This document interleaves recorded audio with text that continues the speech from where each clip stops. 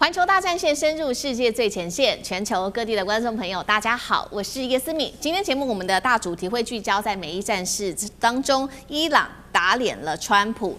尤其呢是在它的石油部分已经赚翻了，但是在赚得多钱也不愿意买美国的大豆。另一方面，我们来看到在这一场美伊的和谈当中，美国副总统范斯在谈判的时候遭到冷落。现在说呢，北京的角色越来越重要了，在中东地区，它可以出手锚定中东吗？今天就这些议题会一起来做关心。先请观众朋友们记得在影片开始之前先帮我们按赞。那么留言区一样的，希望跟我互动的可以写下你在哪一个城市收看，我会亲自来做回复。看到热推荐，还有呢，在这个留言区也可以欢迎帮我们写下热推，来帮助我们的国际能见度。好，首先欢迎我们的在场嘉宾，前资深外交官介文吉介大使。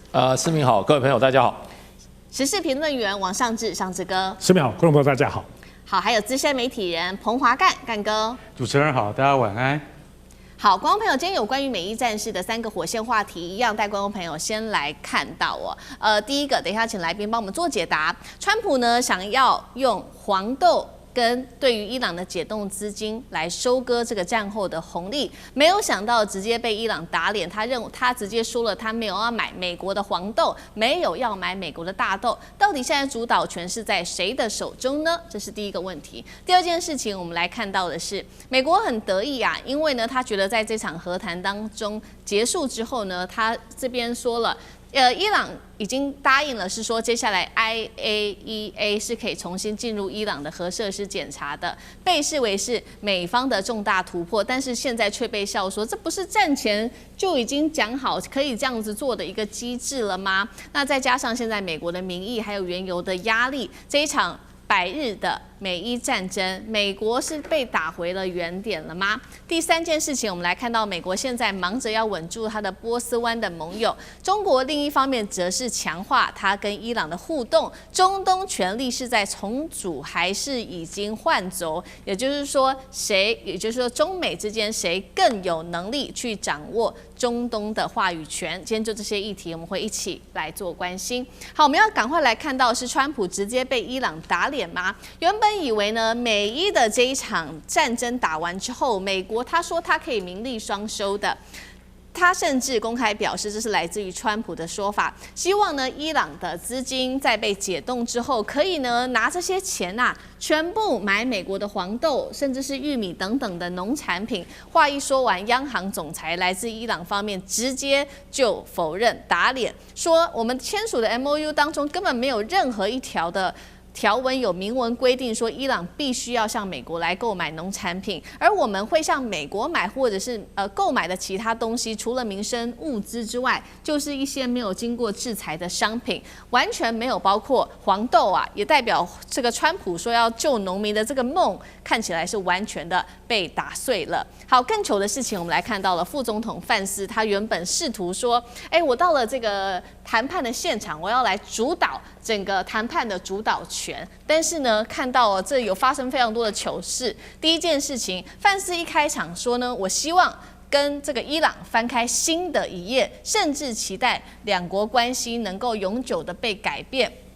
但是呢，伊朗呢就直接给他一个黑脸，他说呢，我们伊朗今天来这里做和谈的目的，不是来跟你美国交朋友的，更不是来接受你美国的安排的。谈判是基于我们之间有利益的交换，是对伊朗有利的，而我们始终首选仍然是以圣战为主，给他了一个下马威哦。再来，我们看到这个动作上有许多的分析师现在就在笑说，范斯在这场的谈判当中根本就是对于中东地区的这些官员是热脸贴冷屁股甚至呢，这个分析师干脆用这个范斯饱受屈辱来形容整场会谈，什么意思呢？会场上我们等一下来看一段影片，是这个卡达总理忽略了范斯，他直接走向了这一位是巴基斯坦的总理，两个人就在范斯的面前握手拥抱，把范斯晾在一边。来看一下现场的最新画面。好，你现在看到的是卡达的总理跟巴基斯坦总理，他们互相握手拥抱，范斯在后面非常的糗，就看着他们两个做非常多的互动，然后范斯就从头到尾静默，然后看向荧幕幕啊等等的，完全被忽视在一旁了。这是我们给你看到在会场上面的最新画面。好，所以今天节目一开始，我们先来请教大使怎么看了。从川普的大斗说到我们刚刚看到的画面，这个范斯被晾在一旁，整个被冷落了。伊朗现在不仅是跟美国平起平坐，而且还掌握整个主导权吗？美国等于是史上第一次遭到如此大的羞辱吗？那谢大使怎么看？对，美国这个尤其2次大战以后没有受到过这种羞辱，最主要是打败仗了。对。这个战场决定一切，这个美国就是有一句话说 "winner takes all"， 就是说胜利的人他是所有都胜利，他把所有的桌上的所有的筹码通通是拿走的，不会留一分给你的。这也是美国的这种风格啊。那国际政治更是这种风格。我刚刚看到这个范斯，我就觉得人家是真心瞧不起他，不是说不懂礼仪。为什么？第一个，你不就是副手？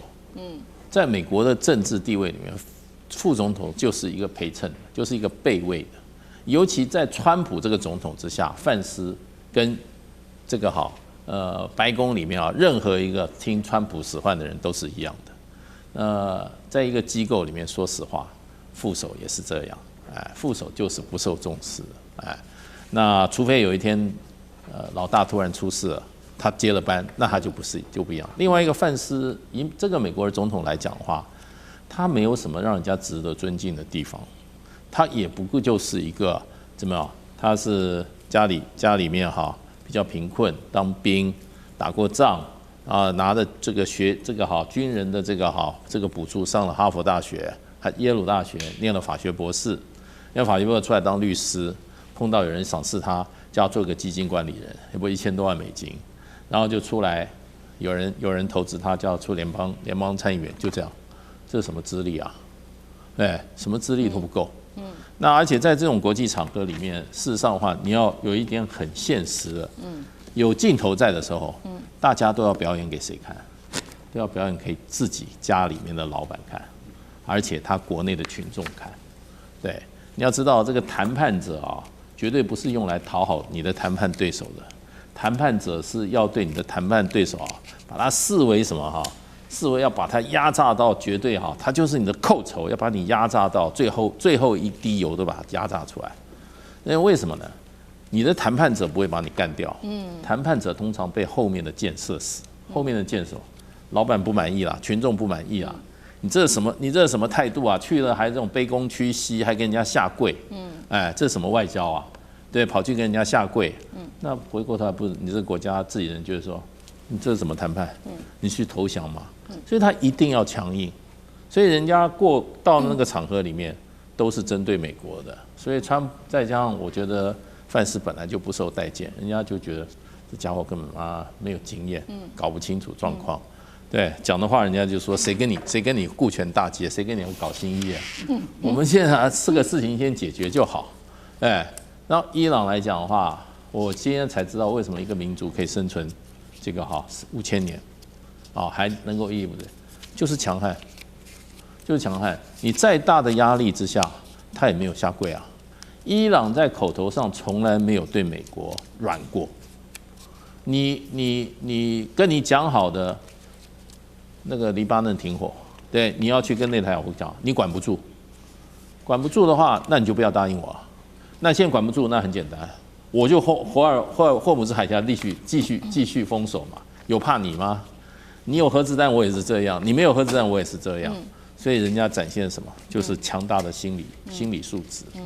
那这个现在美国最缺的，美国是手上什么武器都没有就是缺一个胆，没有胆就没有任何的，没有人家不会尊敬你。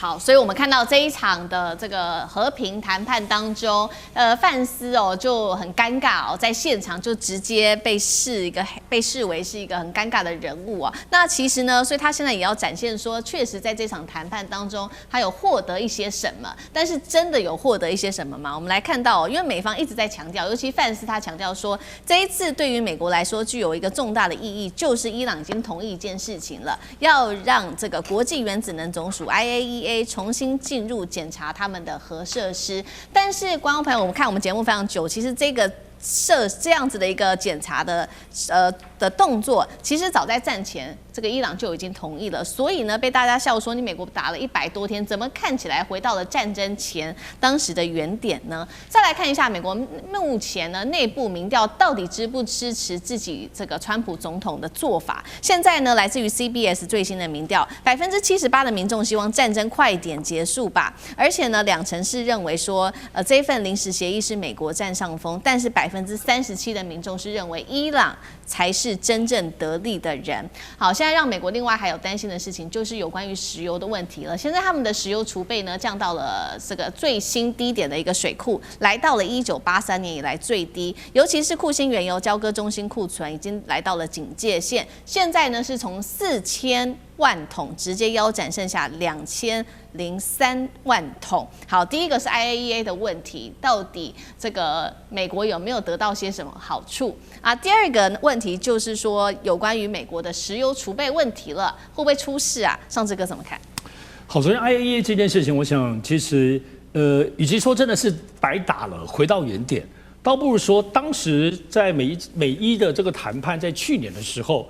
本来就是以这个来做基础，不是吗？所以它差别在哪里？差别就是美国被以色列骗了。因为当时其实要 IAEA 这是公认的一个对于处理伊朗这个浓缩铀的部分最好、最客观，没有任何争议。但是为什么后来美国态度变了，而且就打了？